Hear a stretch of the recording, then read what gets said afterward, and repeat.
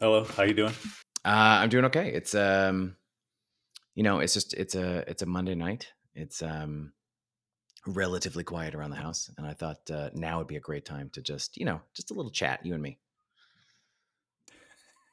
just a little gab session. I don't know, Matt. I love it like a brother, but I can think of other things I can do with my time. I got other things. I got a Halfway time across the country. crunch. Yeah, exactly. Um, Wonder what Hayes is doing. yeah. So, episode 4. Tell me about episode 4. Episode 4 was our first guest. Big deal. We got Mike Carroll of Fit for Golf fame to come hit us 40 somethings and 30 somethings with some knowledge on how we can get swole or get faster or get, I don't know, more better, physically. Truly a lovely, lovely chat with a guy from Ireland, Right, and it was right. very hard for me to not talk like this the whole time. I I'm did really did my glad you best. didn't. I know, I am Yeah. too, actually. I'm sure he is very glad I didn't as well. Um, Yeah, but I think what's going to come out though, I mean, he's a really smart guy, expert in his field, but also kind of a cool dude. He's a good golfer too, right? I'm not kidding. But it was Kind a of, good hang recording that episode. I may have propositioned him to play golf, and I was very nervous to do so because I thought really for sure he was going to be like, "Oh, no, thanks," and I'll leave. Yeah, I'll leave it. You got to listen, find out what he said. yeah, yeah. I mean, how many days are you going to wait for him to call you? It's really true. I Maybe it's should. time to cue the episode. Yeah, I think on that note, Mike Carroll, enjoy everybody.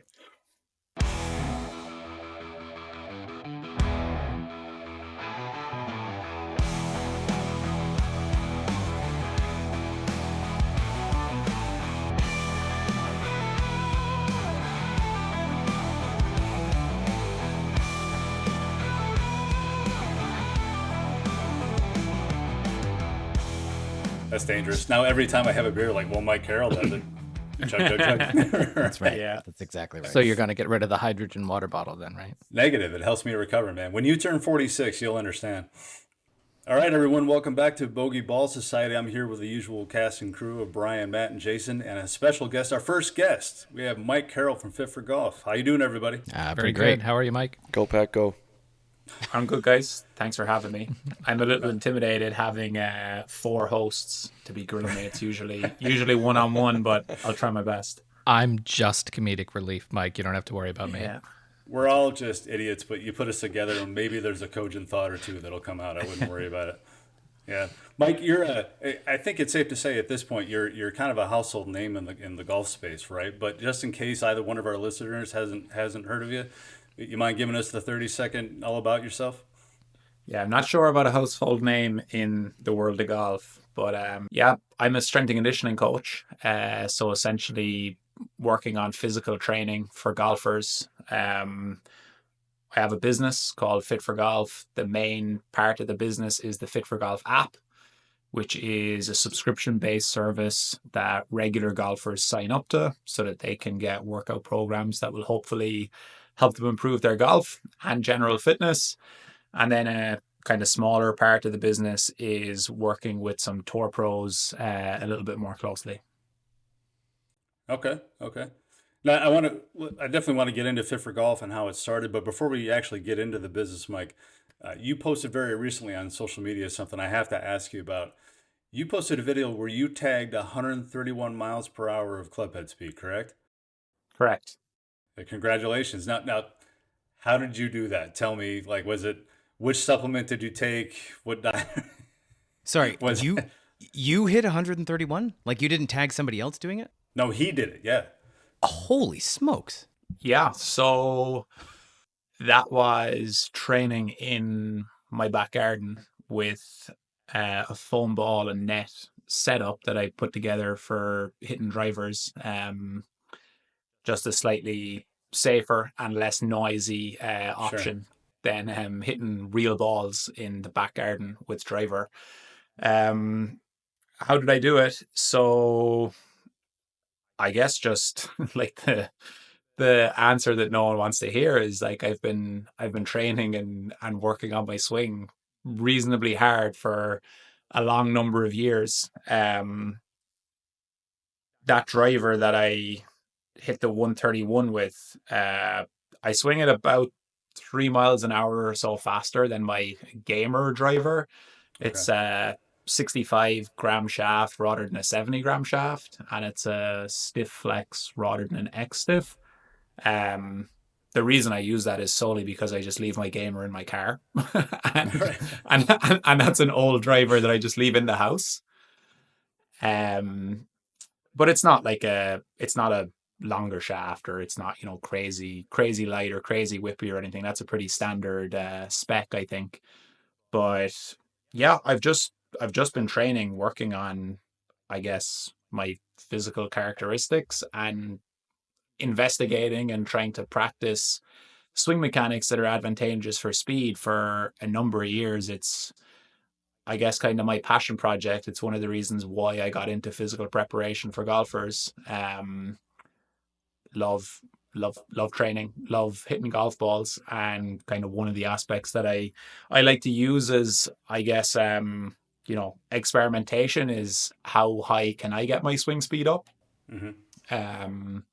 Yeah, and I just went through a pretty good training spell where I was 3 times a week, doing those sessions where I was just trying to get the driver speed up pretty high. And I kind of went through a period where I was getting a lot of, I guess, 128 to 130, 31 in that setup.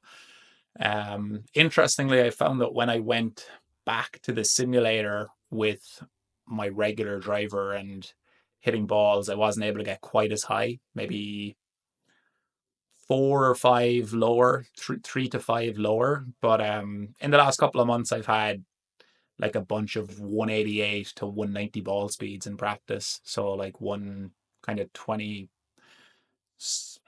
to 127 or so club head speed on a TrackMan with my real driver. That's so cool. What would you say you were when you started your kind of journey to picking up club head speed? It's a good question. And I'll just point for people too. Like on the course, it's probably about 7 or 8 miles an hour lower than that. Sure. It's probably about 118 club head speed to 120 club head speed, and more like cruising 75 to 78 ball speed. You say it like that's it.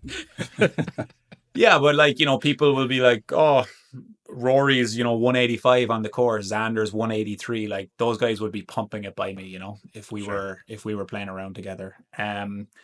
What was I when I started is a good question, and I don't have a great answer, because when I really got into training, there was very little use of launch monitors, or especially like personal launch monitors. There might have been a TrackMan kind of in the custom fitting center, or your local club pro may have had one. But when I actually got really into training, I wasn't playing golf at all.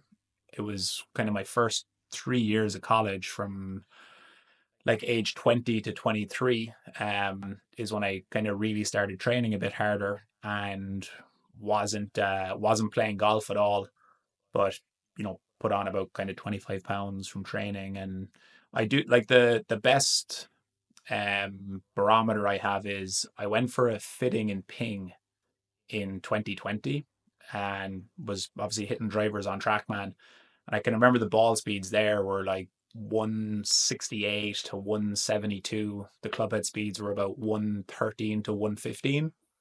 And if I'm practicing now, the clubhead speed would be more like 118 to 121. The ball speeds would be kind of 74 to 180, depending on the speed and the strike. So I would say roughly on course, about probably close to 5 miles an hour in clubhead speed, average.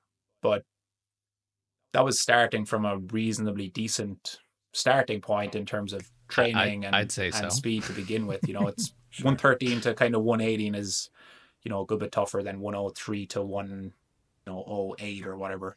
Now, what's become of your handicap then? Are you in the plus territory now? I am. I'm a +2 handicap. Okay. Yeah, I was a 5 handicap in 2020, and actually around the same time as COVID, I started working for myself and was able to put a lot more time into practice and play, and got from 5 to +1 in just over a year, and have basically hovered between scratch and +2.5 since. I remember reading that blog post too, because you basically chronicled how you did it in a year, and I got frustrated because I think point number one was don't have kids. Yeah, I don't have. Yeah, I don't. That was a little bit tongue in cheek, but Yeah. the main point of that was like I think a lot of people when they're looking at golf improvement, they just have a poor alignment with how much time it will take to get to a certain level. I think the vast majority of people can actually get way better than they think they can. Hmm. They just don't appreciate maybe how much time it will take Yeah. or how good they can get in a certain time frame based on the time that they have. Um, yeah, that was kind of a little bit tongue in cheek in terms of I have lots of time to put in.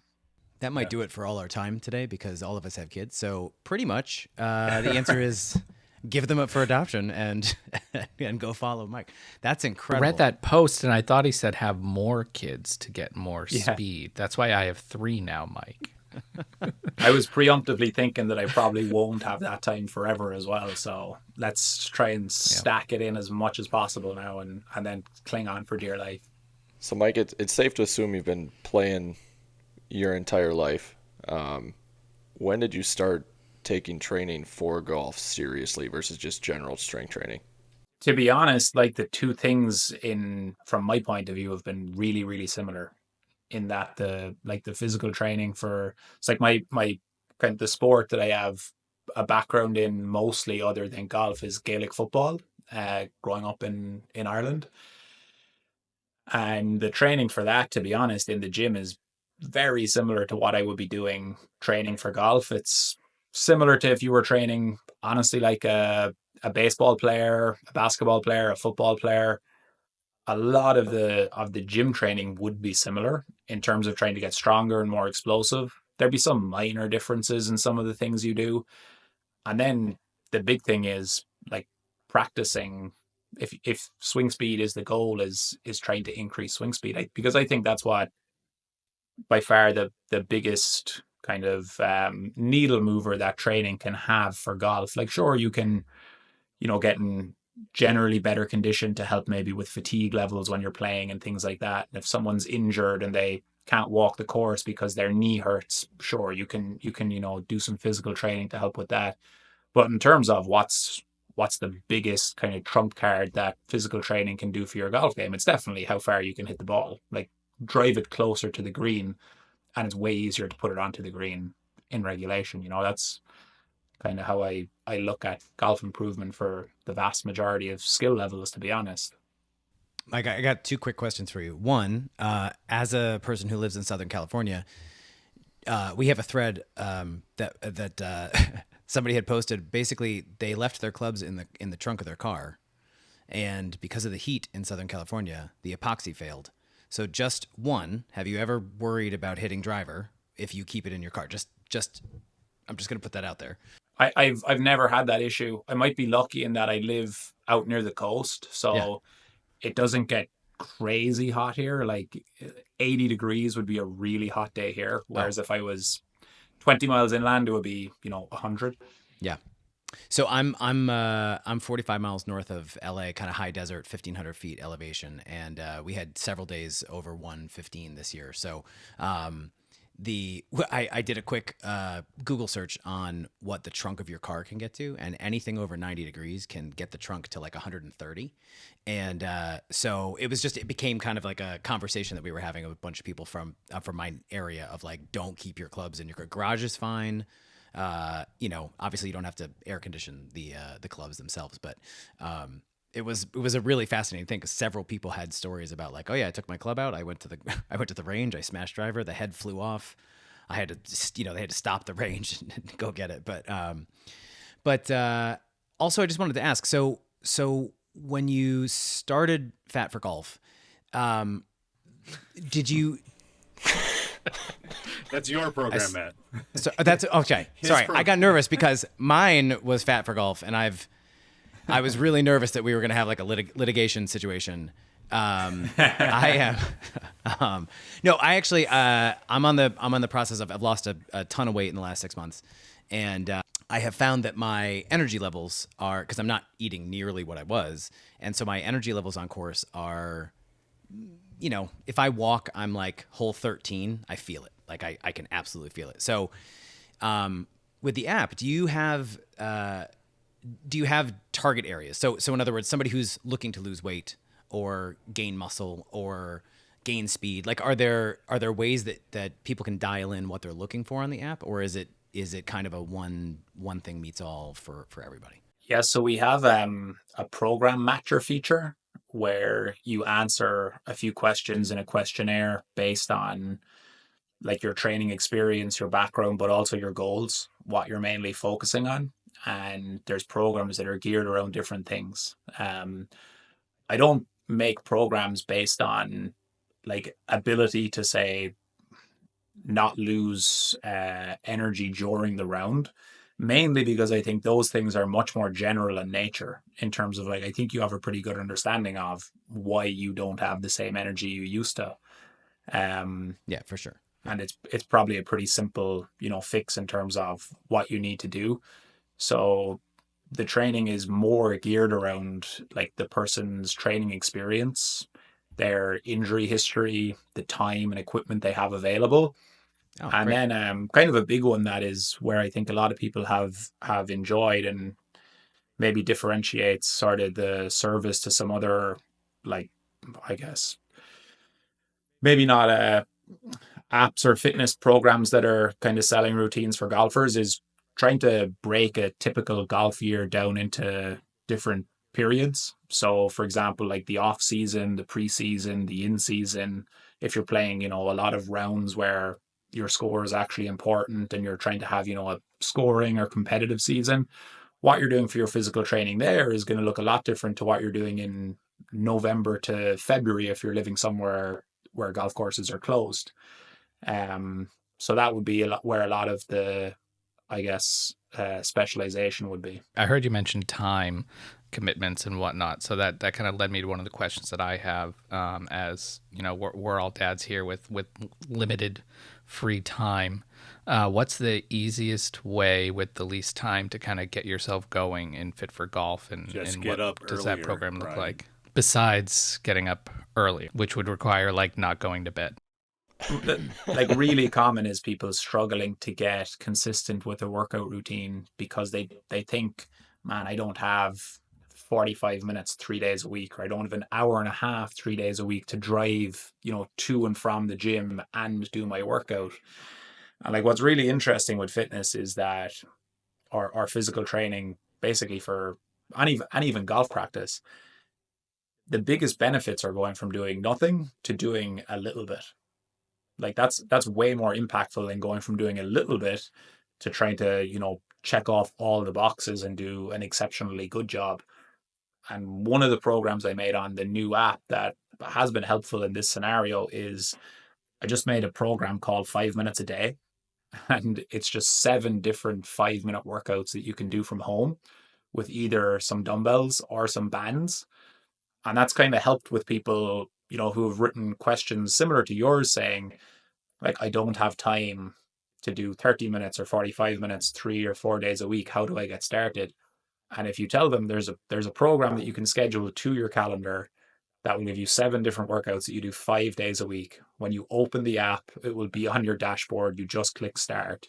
It's a really easy entry level way to get started. And a lot of people, what they find is that once they've done that for a few days or definitely a few weeks in a row, they have some momentum rolling and they keep going. And if it's a day where, and this happens all the time, I think kind of anybody who's worked out with any sort of consistency knows the hardest part of getting a workout done is just starting it. Like is actually doing like rep one. Once you've started, you generally don't bail out, 30 seconds in. Sometimes people do two of the workouts or three of the workouts. So they do 10 or 15 minutes when they meant to do five.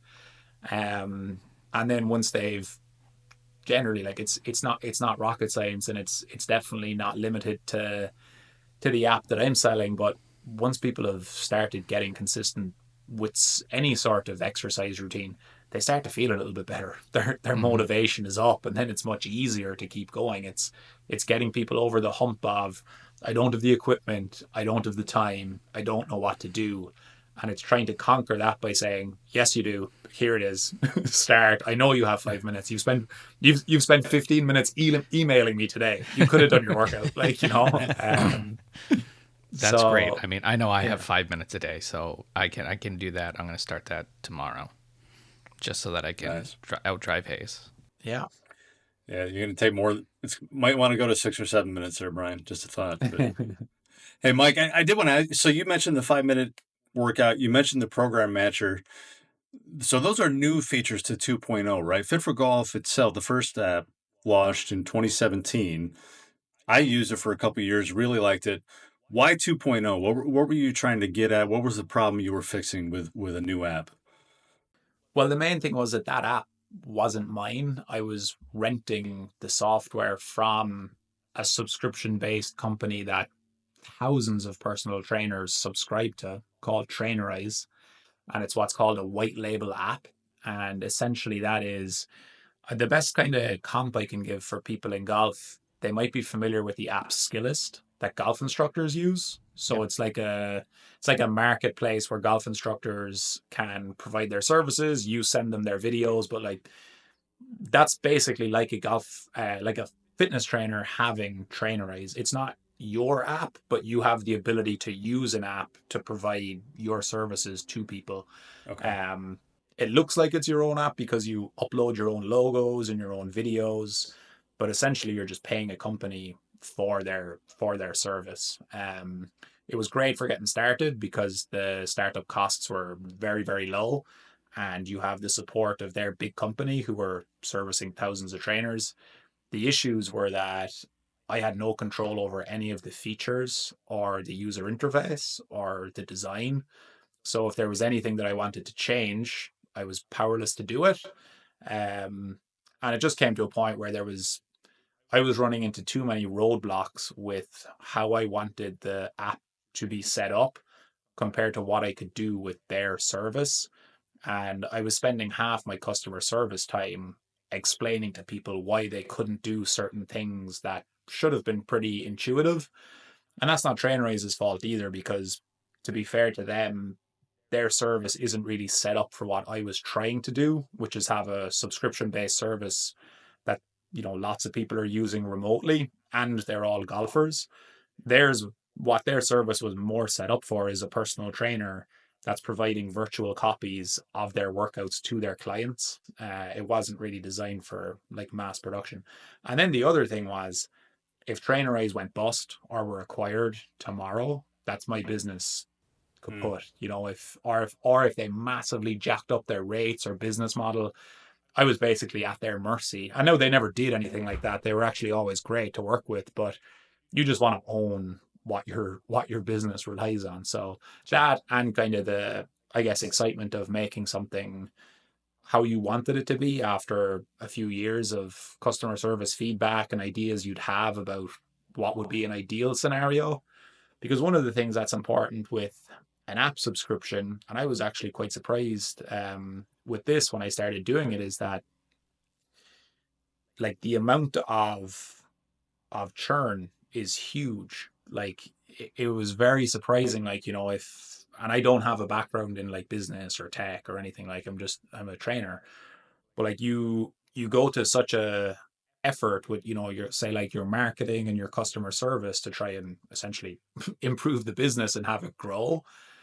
And like, let's just say if your subscribers grew by 100 subscribers in a month, which would be great, I might be looking at that some months and it would be like, man, like 500 people signed up to the app, but 400 unsubscribed.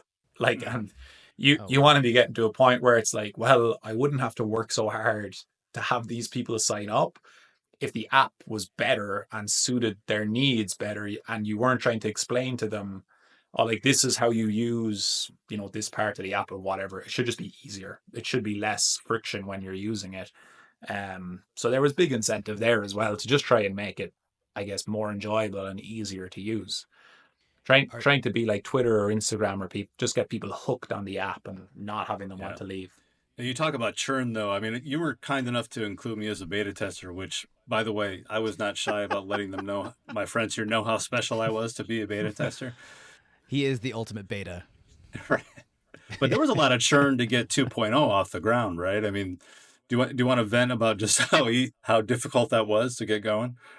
Yeah, like so as I said, it was my first ever venture into trying to have an app built. As I said, I have no technical skills whatsoever.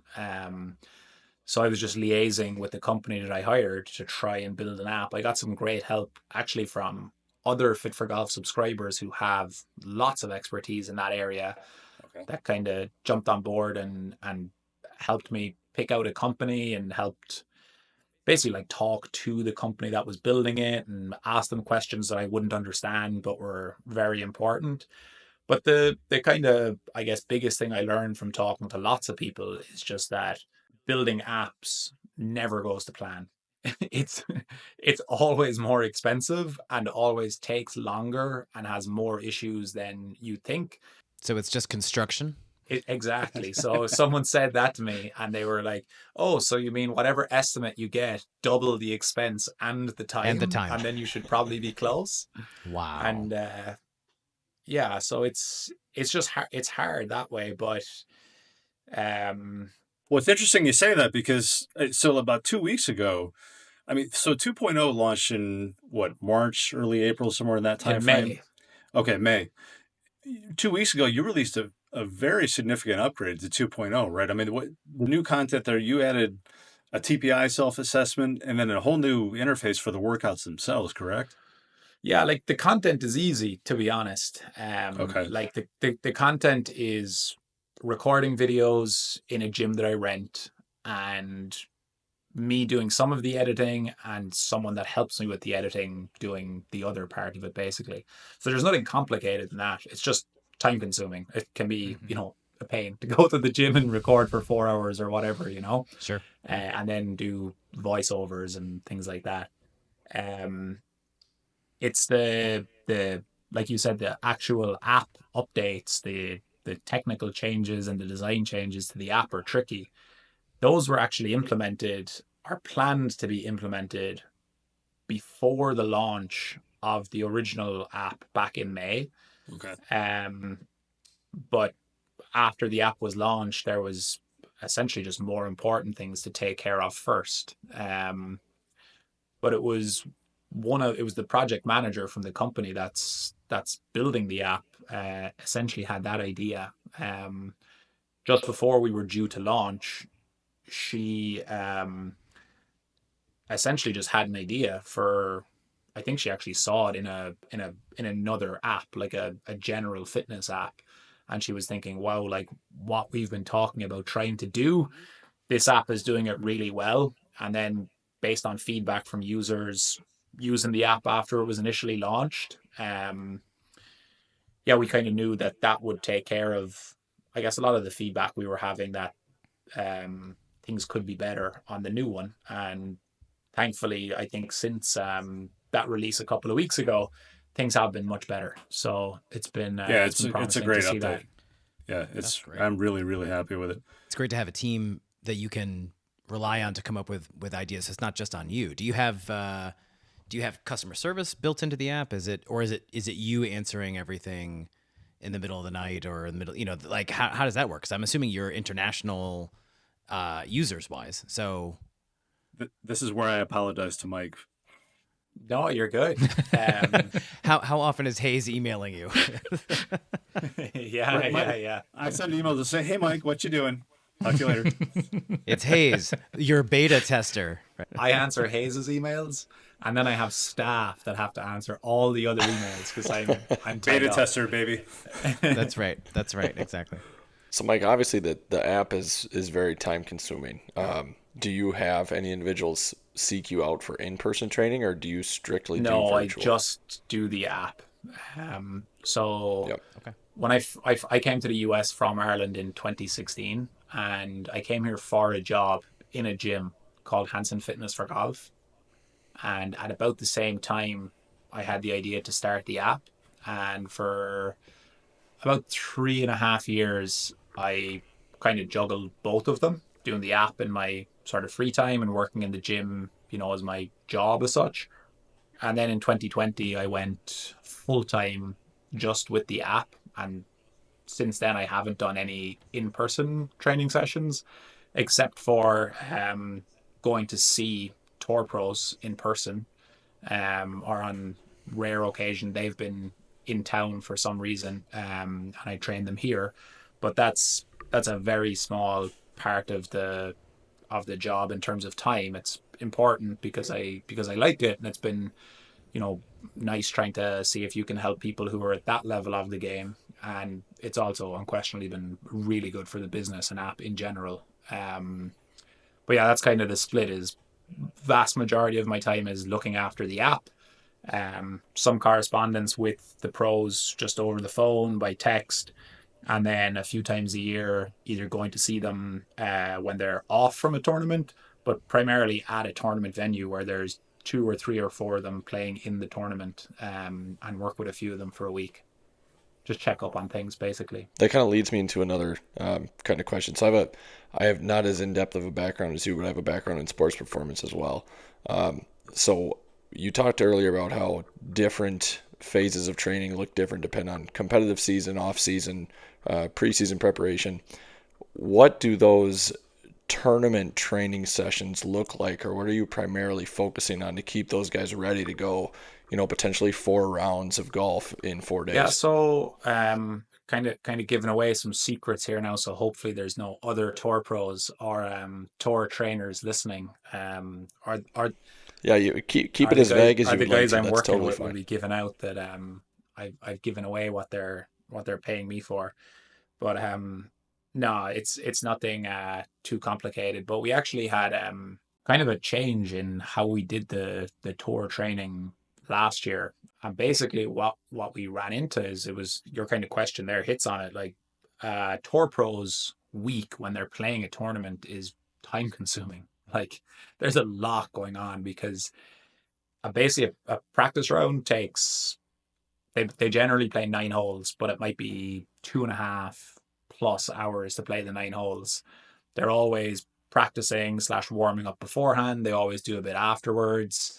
Um, there's going, there might be media, there might be sponsor stuff. So like, it can be a long day. They're all, and also they might, it's very common for them to have travel delays getting to a tournament or whatever.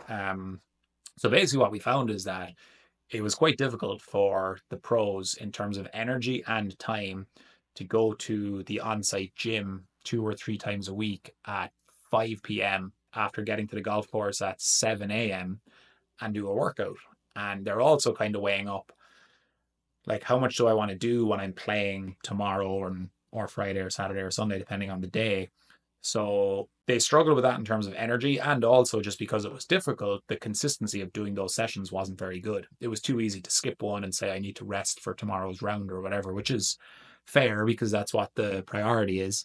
But what they were all exceptionally good at is going to the trailer first thing in the morning to go through like a pretty decent warm up. So what we did was just turn their warm ups first thing in the morning into like a mini workout. And it was really simple because when they were going to the gym anyway, what they'd be doing is some sort of kind of like dynamic stretching routine to get them warmed up, loosened out, essentially so that when they went to the range, they weren't stiff for 20 minutes hitting wedges trying to warm up. So what they used to do in those sessions was they do that dynamic stretching routine. They do a little bit of what most people would term, say, like power or explosive work, where they might do a little bit of like medicine ball throwing or slamming, or kind of some fast pulling on bands and things like that. Maybe some like vertical jumps or kettlebell swings or side to side jumps to kind of fire up the lower body a little bit.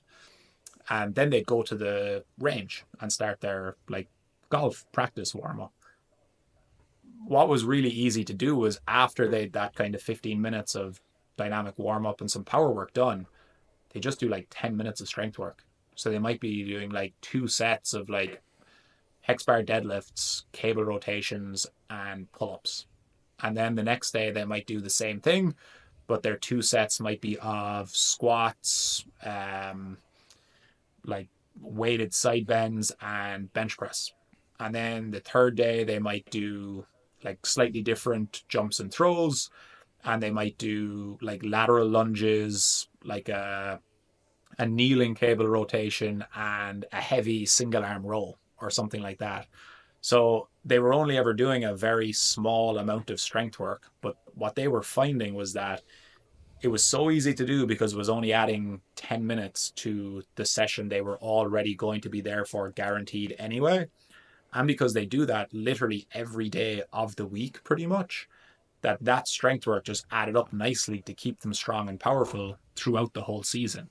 And it also meant that if they were doing that, and what most tour pros tend to do is maybe play like 3 weeks on and 2 weeks off, or 4 weeks on, 1 week off, some configuration of that.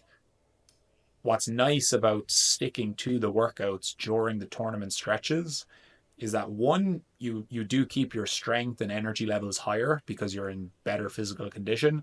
But then the other thing is if you do get 2 weeks off, you can actually train pretty hard in those 2 weeks and try and get the strength levels up a little bit higher because you've stayed on top of it for the 3 or 4 week stretch where you've been playing tournaments. Whereas if you don't work out for, say, a month, and now you have 2 weeks off, and you work out hard that first day of your 2 weeks off, you might be sore for 4 or 5 days. And you basically miss one of the weeks that you had off when you could have been training. And then when we get a longer period off, like around this time of year, because they've done pretty well through the season, you're going straight into trying to increase physical capabilities in that time span rather than trying to get back to the level you were kind of before the season started and you let it all waste away. Yeah. And generally what you're trying to do is like it's kind of interesting. And one of the things I like now is that most of the guys I'm working with now, I've been working with for a few years, and they kind of understand like the plan that's in place. And really what you're trying to do is just bring them slightly up each season. So like at the start of this off season, you're hoping that they're in a much better place than they were in the off season last year and definitely the year before, and just keep kind of going stepwise up in that regard. And that's basically what we've done. And then in the off season, you would train a little bit differently to that because you're not playing and competing. So it would probably be something more similar to like what you'd see in regular workout plans, like 3 or 4 days a week where it's more like 45 to 60 minutes and it's, way more sets, training much closer to failure. You might be sore for a day or two a little bit afterwards, but that's fine because you're not playing, trying to make the cut or win a tournament that week, You're not doing that for 6 weeks. Sure. Mike, how much, so I've walked 18 many times. I've never walked 72 in 4 days. Like how much, obviously they've done it since they were kids, so it's probably not as big a deal. But I just remember seeing Tiger after he won the Masters in an ESPN room and he walked in and I swear he hobbled. Now granted, Tiger has been through a lot, his back, his knees, all of that stuff. So, but I've never seen a golf that we don't get a chance to see the golfers after they've walked 72. Is there recovery built into the tour players? It's just something I've always wanted to know. Like, do they take Monday and do they just sit in an ice bath? No, they practice. Wow. Yeah, like every single event I've been to, if they've played, it doesn't matter if they've played 2 72-hole tournaments in a row the 2 weeks before. Generally, they fly to the next venue either Sunday night or Monday morning. They go to the course and they start practicing. Now, there might be some of them say, I don't do that, but like any tournament I've been to, Monday has been busy. Like there's people, and it's not just players that didn't play the week before, because some of the events, there's you just the players, you were watching them, the day before on Sunday or whatever. Sure, yeah. So yeah, they definitely have a lot of time on feet, a lot of practice time. I do think they get very used to the demands of walking the 72 holes. There's no doubt that fatigue is an element. Like if you ask the player, I'm sure he would tell you he feels better on, round Thursday morning, round 4, or let's say like round 4 of the second tournament of a 4-week stretch, then round two of the fourth tournament of the 4 week stretch, like I guarantee they'll tell Got it. you, like, I feel better on week two for sure. And that's actually honestly as well why very rarely, unless a player is like, unless it's coming towards the end of a season or some major cutoff where a player can kind of get into something big, it's really rare you see them play more than 4 weeks in a row. Nearly always, a player will have a break after 4 weeks. Now, there might be a couple of exceptions to that rule, but like it's really rare that a player will go 5, 6 weeks in a row. It's often like 3 on, 1 off or something like that. I feel like one of the I think it was Ben on who they talked about played an insane amount of golf this year. 8 weeks in a row. Maybe it was Tom Kim. It was somebody who played. Some JM was like that, I think. Oh, Sung Jae. Might have been Yeah, Sung Sung Jae. Jae's It was- famous for that. It was an incredible, Yeah. incredible. Like the announcers were talking about how many weeks in a row, and they were tired talking about it. And I just remember thinking, oh my God, like walking 36, kicked my butt. But it's just, yeah, I don't know. I obviously fat for golf, not fit for golf. But again, that's the goal. The goal is to be able to go to Bandon and play 4 days in a row, 5 days in a row, and man, that is but that's intense. Yeah, okay. Now, Matt, did you have Hayes as a beta tester for Fat for Golf, or is that No, he's far too does he fit. Just work with Mike. I say Hayes wouldn't qualify for Fat for Golf. Yeah, there's a Matt doesn't want emails from me every day. no. There's a BMI threshold, and he is far below what I need. I need anybody over 30. You're welcome. Yeah. Well, it is interesting though, because Mike, I'm pretty sure I've seen you talk if guys like us, like rank amateurs who just want to use an off season, for instance, to get better for next year. I've seen you basically. Do I remember right that you've basically said, "Hey, cardiovascular and endless aerobic exercise is probably not a lot of rate of return for time invested as far as actually getting better," right? Did I understand you correctly? Yeah, it's mainly that, like, solely if we're looking at improving how low a score you can shoot, the benefits from improving cardio hit a point of diminishing returns fairly quickly.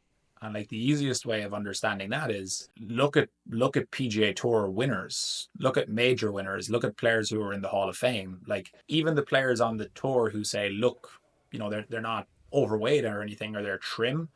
I'm not saying that they're unfit, but like they're not cardiovascular monsters. Like I promise you, like that half the PGA Tour, they're very well conditioned for walking 72 holes. They're unbelievably well conditioned for mentally staying engaged for 6 hour rounds or 5.5 hour rounds, 4 days in a row. But like if you were, testing them running, 5 miles or a VO2 max test or something, their results wouldn't be any different to, other people that habitually exercise, except for maybe a few, rare cases. Now, on the flip side of that, if we're talking about an amateur golfer who literally cannot get around the golf course without huffing and puffing, or by hole 14, they need to sit down between shots or on tee boxes because they're wrecked, or which was more common when I was playing in Ireland, to be honest, was if you're playing on a course that's really hilly and you walk up, you hit a drive, whatever, 250, and you're walking up a hill to that ball, and now you get there and you're huffing and puffing and you need, 2 minutes to get your heart rate back down before you hit the shot. Now there's where gains can be made. But if you're reasonably fit and you're not finding that you're getting out of breath when you're playing, well, then improving cardiovascularly, there's not a going from that to getting super fit cardiovascularly. There's not much room for that to improve your golf game, unfortunately. But from a general health fitness standpoint, we should definitely all be doing plenty of cardio. It's really important for general longevity and that sort of thing. So, but 5 minutes a day, right? That's what you said. 5 minutes a day, honestly, would go a huge amount if it was done all the time. If it was done smartly, yeah, exactly. No, no, and I find that I notice it in my legs, where my legs just get tired. And then obviously the swing is a lot of legs. 100%. But most people, if you think about it too, in a round of golf, it's a lot of time on feet. Most people aren't conditioned to spending 5 hours maybe Like, it's not even just the walking. Like, most people think, it's walking, whatever, say 4 or 5 miles, depending on the course. And they're thinking, I can walk 4 or 5 miles, no problem. Like, what's the issue? It's like, it's also just the time that you're on your feet standing around. Like, you might not have, eaten enough. You might not have, stayed hydrated, but it's also just the fact, like, you're standing around for 5 hours, maybe. Maybe you warmed up for 45 minutes beforehand. You could essentially be on your feet Right. for close to 6 hours from when you get to the golf course to when you get off the 18th tee. And if you do that once every 2 weeks, like, you're not going to be very well conditioned to that. Whereas if you were doing it every second day or twice a week, you'd get used to that pretty quickly, Yeah. especially if you're in reasonably good shape. It's not it's like the simplest way to think about fitness is that a lot of it is quite specific to the task. So, like, even if you worked out pretty well, let's say for an off season, and then you went and walked golf 3 days in a row, I guarantee you'd be wrecked because you hadn't walked, you hadn't spent a day like that so long. If you got someone who was, Yeah. I bet even if you got, someone who's, say, like a fit runner or something like that, and you put them on a golf course and they walked around the golf for the first time, they'd be like, man, I'm tired. Like, because it's different to what they're used to Yeah. doing. Like, you need to be conditioned to whatever task you're trying to do. And that's where amateurs struggle. It's like they walk maybe one round a week or one round every 2 weeks or 3 weeks, and they're probably not eating well. They might be having a couple of beers. Like, then you're really tired. That felt very pointed.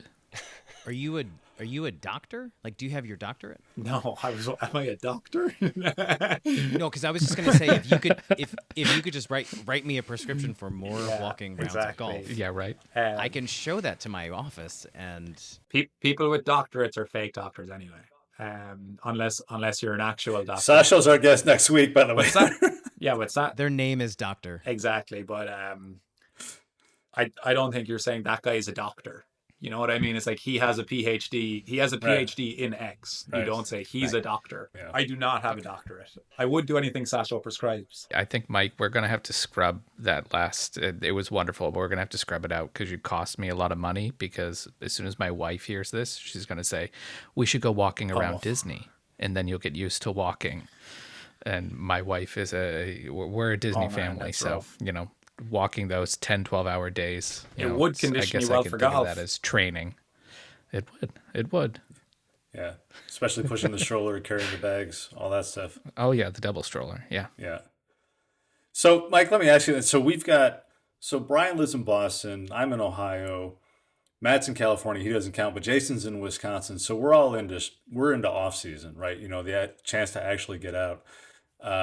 Plenty of other folks in the same situation. Many golfers want to use the off season to get in better shape and to get faster, right? Those are the two primary goals you hear. How would you recommend folks get started? I mean, get to your site, download Fit for Golf, dive into the program manager and the TPI self-assessment. Yeah, like, if someone signs up to the app, it's pretty straightforward. But from a general standpoint, if someone is trying to do that, look at I generally get people to look at their physical training from two sides. Like, one is resistance training, or what most people would term lifting. Like, it doesn't have to be weights. You can do body weight, bands, whatever, but like something where you're stressing your muscles to get stronger, and cardiovascular training. Do a mix of both of those. I think a really simple way for most people is alternate them on days, like one day resistance training, the next day cardiovascular training. Maybe 1 or 2 days a week you only have time to go for a walk with the strollers or whatever. And that gives you a pretty nice bang for your buck there in terms of getting stronger and more powerful for golf and staying on top of your general cardiovascular health. And then the speed training, like, is really simple. The main thing I would say is having a radar for feedback, and then the ability to swing and get feedback. Like you mentioned, Sasha, the Stack have made that unbelievably easy to do. Like, I'm like, I understand the science behind the overload and underload training and all the work Sasha has put into that, and it's fantastic. I think even better or more important is just how well the Stack have done at making it engaging to do. Like it keeps you going. Mm-hmm. The fact that you don't need to hit a ball when you're doing it, and the fact that you can swing it sometimes inside when you can't swing a driver because it's shorter. Like it's really good. If you don't have the stack or don't want to shell out for it, you can speed train with just your driver. It also works really well. And you can do that either on the days when you do your workouts, your resistance training workouts, or on the days in between. Most important thing is that you're well warmed up. Ideally, you do it fresh. And for people starting, I would say somewhere between about 15 to 25 swings in a session. Um, if you want to get kind of more specific than that, I would say earlier in the off season, it doesn't matter if you're hitting a ball or not because it's so far away from when you actually need to play golf. And in general, for I would say, let's say mid-level to less skilled golfers, I think actually starting out doing their speed training without a ball is better because they're not as worried about making a fluid motion because there's no fear of poor contact.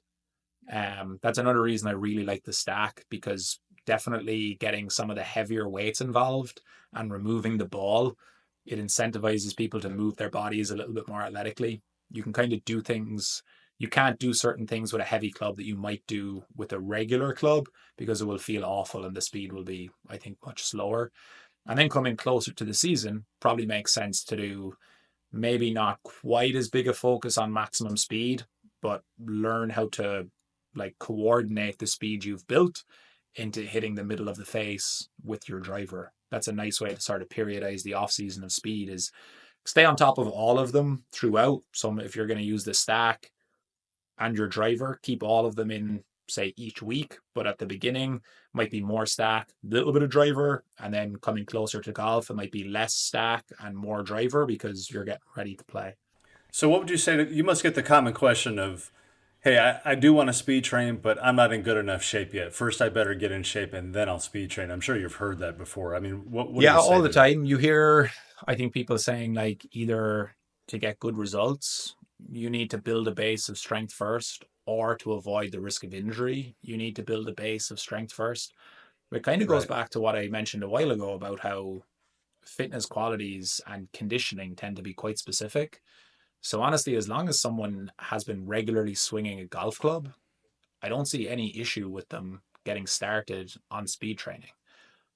And probably the most important thing, and this is the same for getting into weight training or for getting into basically any type of activity, is that you don't need to go like 100% maximum effort trying to break world records in training session one, which is where a lot of people go wrong, you know? So, like, even though you're speed training, you can go into those sessions with the same intent as if you were hitting a driver on the golf course, or if you were hitting a driver slightly harder than you would on the golf course.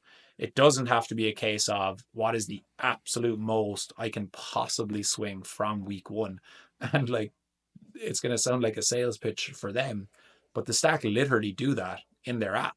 They have intent levels for each training session so that when you're starting, they tell you these swings should be with the same intent that you would hit a driver on the golf course. And then a couple of weeks later, it's like these swings should be with a level of intent that you probably wouldn't use on the golf course, or only if you had to try and carry it an extra 15 yards to carry a bunker or something like that, you know. And then later on in the program, they're like, you've built up a pretty good like background of what you're doing here. Let's ramp it up another level. And that's the same as like if you're going into weight training, session one shouldn't be like, let's see what my squat one rep max is. You know, like that's how people it's or if you haven't if you're getting into running, it's like someone runs 5 miles, the next day their knees are killing them. They're like, running's bad for your knees. It's like, well, you know, you're not kind of giving yourself much of a chance here, you know? That's how Matt gets new clients with that for golf. Right? Yeah. Oh my God. I may have overdone it in week 2 of my stack training and decided I'm going to set every personal record I can and immediately tweaked my back. Like just, and also the question I wanted to ask just briefly, is there any detriment to speed training as far as grooving in a swing that isn't what you would do on the course? Is there any worry about It's that? a great question. There's definitely worry to it. It can happen. In my experience, the like let's say your average golfer, in the vast majority of cases, I think they will improve their swing mechanics by working on speed. The reason being is that as we gradually try and speed up the head of the golf swing at impact, we tend to have to move more athletically.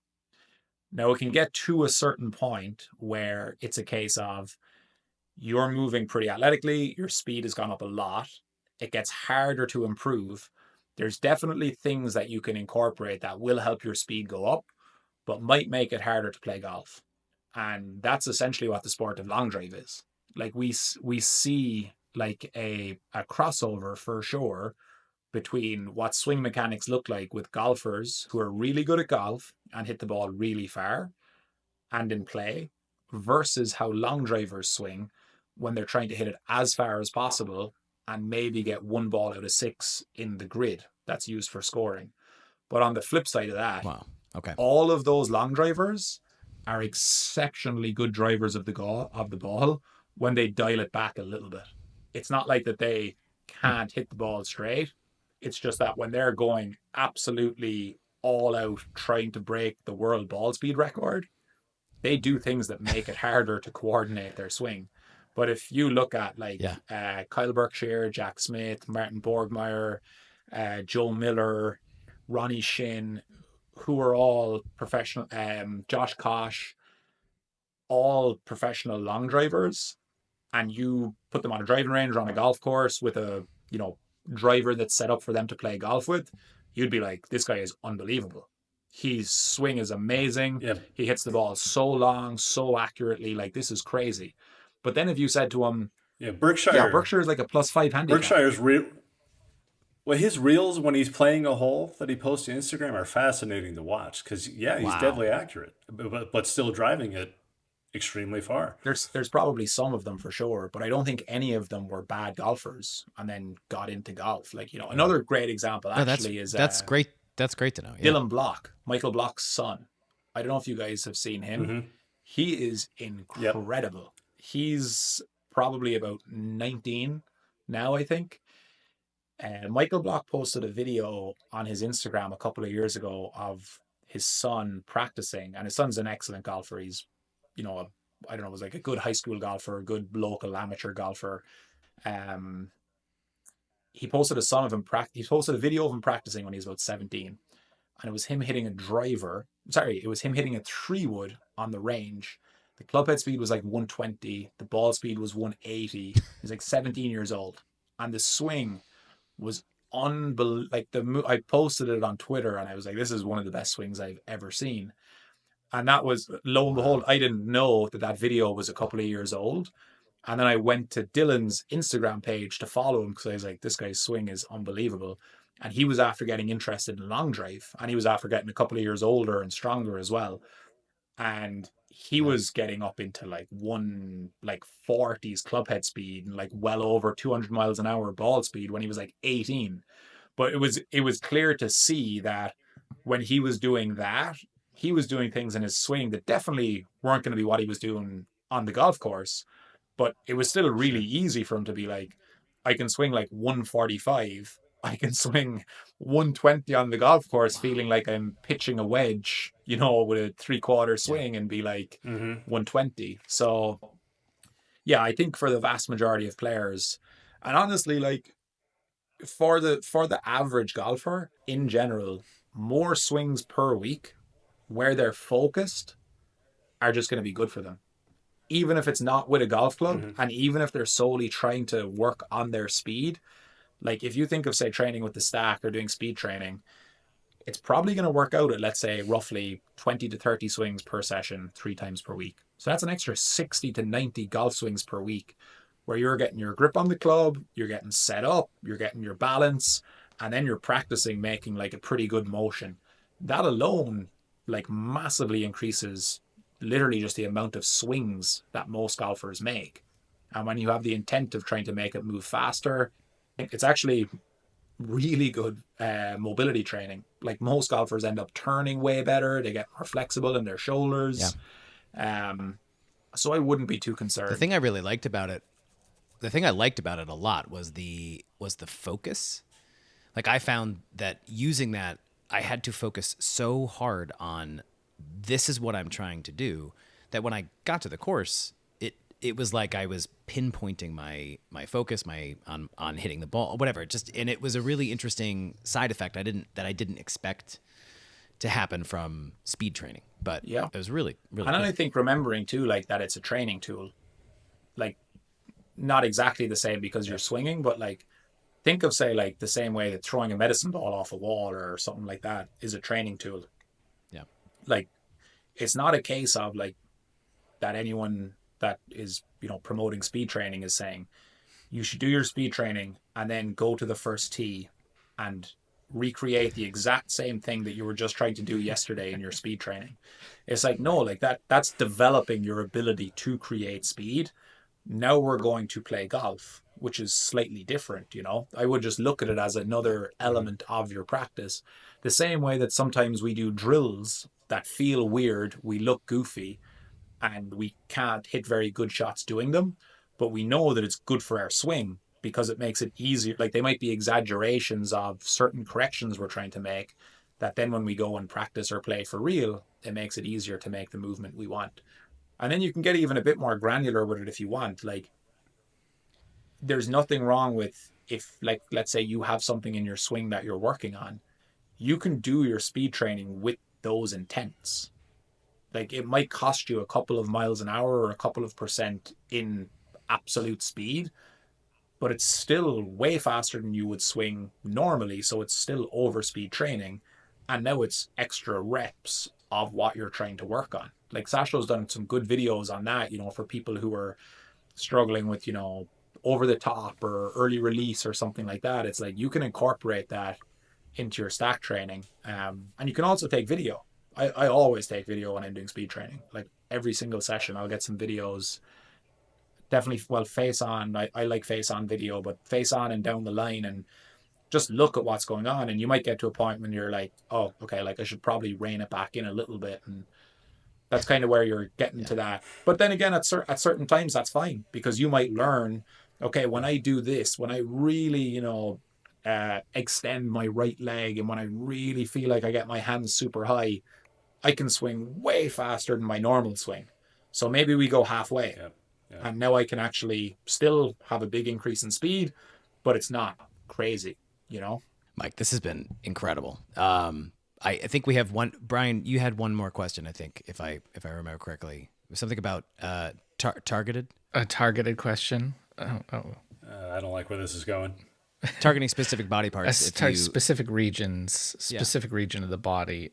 One I won't say who here on the call is ashamed of the size of their calves compared to maybe the rest of their physique. Any tips or tricks for Hayes? I mean, for that person. So the main one, like in general for these things, it tends to be down to genetics, like a lot of it. But what I will say is calf implants. you can get calf implants. You can like so if you think of how we do resistance training, right? The muscles that you stress are the muscles that grow. If you do squats, your biceps don't really grow. If you do bicep curls, your calves don't really grow. We know that how much a muscle grows is closely related to the volume of work we do for that area. So you can do more work for a certain body part if you want to make it grow. On the flip side, we can't really do anything to selectively lose fat from a body part, which is what a lot of people don't understand. And that's why some people, if they have like, you know, excess fat around their midsection, they think that they need more core work or they need more ab work or they need more sit-ups. But we can't choose where we lose fat from. We all store fat in different regions. We tend to store most of it around our midsection. If you want to lose it from there, the only way to do it is to reduce your overall body fat percentage.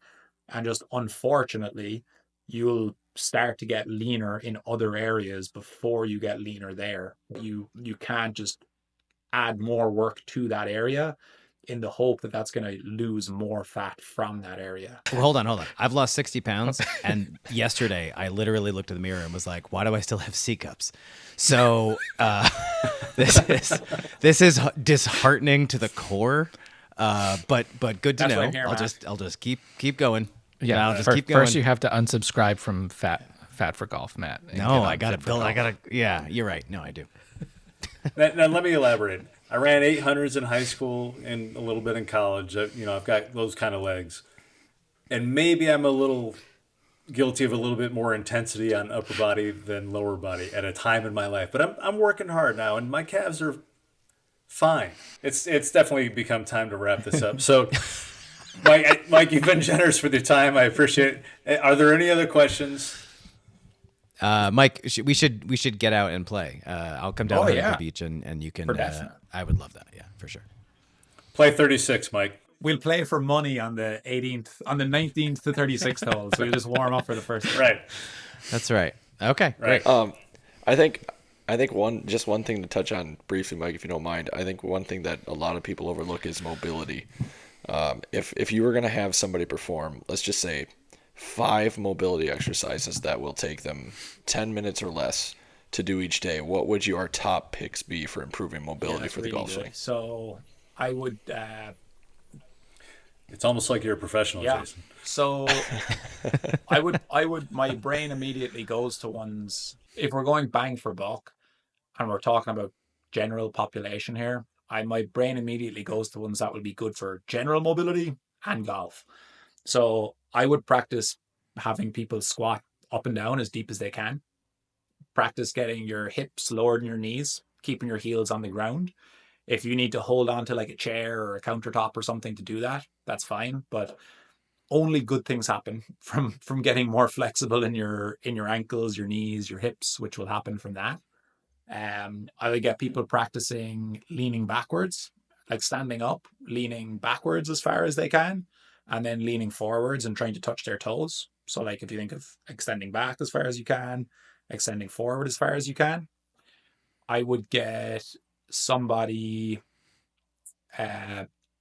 like standing in something like golf posture and maybe holding a club out in front, and I'd get them simply practicing just rotating right and left as far as they can, getting as big a rotary motion as they can.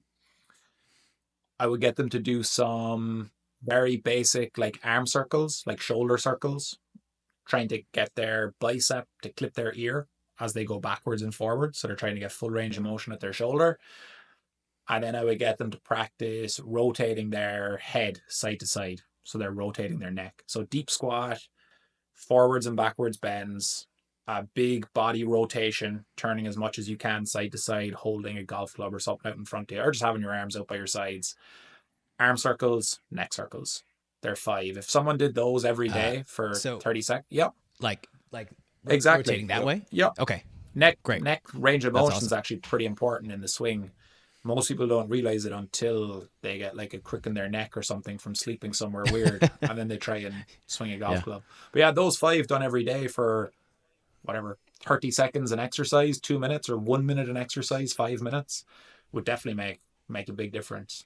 Yeah, it's awesome. I think so many people think it has to be complicated, and No. it doesn't need to be complicated. And that's actually one of the reasons, like it's kind of one of the reasons why I like try to promote just like real meat and potatoes, basic resistance training as much as possible. If you have a pretty good selection of, let's say, weight training exercises, and you do them through a challenging range of motion, i.e. like when you're getting to the bottom, you can feel a pretty big stretch. It's an exceptionally good way to work on your mobility and strength and muscle mass at the same time. And like, For sure. it's, yeah, like stretching is great, mobility is great, but none of us have time to do all of the workout stuff we'd like to do. Like if you can do, something like say a split squat, where on every rep you're getting your rear knee to tip the ground before you come back up, like really good for hip flexibility. If you can do something like a pull up or chin up, and if you can't do them with your whole body weight, which is hard, You can use a assistance machine in the gym, or you can use a band or something, or you can literally just hang from the bar. Like really good for shoulder mobility. If you're doing something like chest flies on a bench with some dumbbells and you bring the dumbbells down as far as you can, the best chest stretch you can possibly do. Like really good for shoulder mobility and chest flexibility. And it's also getting your workout stuff in. That's where I would try and get most people to like hone in. That's why I try and get people, if they're limited on time, like do your resistance training and try and do it with good technique through a full range of motion. You get stronger and more flexible. Well, and nearly every movement you just described is in your 10-minute daily warm up on the Fit for Golf app, right? I mean, That's awesome. and I've been doing that religiously, and I haven't had lower back pain since I started. It's phenomenal. Well, it's time well spent. I'll put it that way. So, how does one sign up for Fit for Golf? How can we? How can one reach out, get involved? How can they Just follow go to you? fitforgolf.app. Click on the 7-day free trial button on the website. Everybody who signs up gets to try it for free for 7 days. No strings attached. If you don't like it, just cancel before your 7 days. You don't get charged. If anyone wants to follow me, it's at fit_for_golf. Mainly on Twitter. I'm on Instagram, on Twitter, mainly Twitter. And then the website fitforgolf.app. There's, I don't know, maybe 30 or 40 blog posts that I've written on physical training for golf, where just try and explain some of this stuff in a bit more detail, and have a podcast, the Fit for Golf podcast, that I haven't recorded in a while, but I've interviewed some like smart people in the golf and, let's say, exercise science world and physical training world. Yeah, that's mainly it. Right, and when you get to that site, Mike's been kind enough to offer our listeners a promotion code. Enter Bogey Ball, and that'll get you 20% off. Exactly. Correct, Mike? Anything to not have them sign up to Fat for Golf and get my main competitor out of business. Get away from the Fat for Golf app. I will give you 20% on top of if Yeah, you sign yeah, up yeah. for Fat for Golf. You won't like it at all. It's just all muffin top. So that promo code is Bogey Ball. We'll put that in the show notes. Mike, you've been very generous with your time. Thanks so much for joining us. Everyone, just a reminder, you can email us at bogeyballsociety@gmail.com. You can follow us on Instagram or Twitter at Bogey Ball Society. Mike, thanks so much. Thanks, everyone, for My checking pleasure, in. guys. Thanks a lot. Thank you, Mike. so This much. was great. All right, that was Mike Carroll. What do you think? God, how good is that? I mean, he's just, I think you're right. I think you said at the beginning, he's just a good hang. Like he's just a dude you kind of want to just go play golf with. So Well, and it's like watching a Rocky movie. Like every time I talk to that guy, or even like pull out some sort of social media thing that he posts, I want to go hit the gym. You know what I mean? He's pretty motivating. Like there's a lot of positivity there. yeah, Yeah. I gotta say the quick workout idea is one of my Mhm. favorite things that I've heard in the last 6 months. Like it doesn't need to be 40 minutes sweating your ass off. Like it can just be 5 minutes or 10 minutes a day. Like it can make a difference, and it will make a difference. So I wonder what this sounds like, though. A couple 40-year-olds trying to figure out, well, you already work out though. Like that's not your issue. Right. That's like it's my issue for sure. So I'm trying to glean any little bits of information I can from anybody that we have on. So Right. We'd like to thank our sponsor, Ensure. Also, for your brittle Geritol. bones. Yes, exactly. Yeah. Right. And Depends. Depends really helps out. Well, yeah. I mean, listen, if you're gonna crap your pants, make sure it's Depends. Right. Um, Right. Exactly right. No, we're not All right. that old.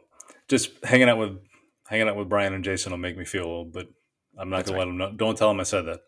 I will not say a word, and I'll make sure that this doesn't make the edit. Next week we've got somebody pretty great again. Another heavy hitter. Yeah. I don't want to We'll save it necessarily for say them. who, but I'm just saying tune in next week. It's pretty great. Absolutely. All right. Thanks, man. We'll see you.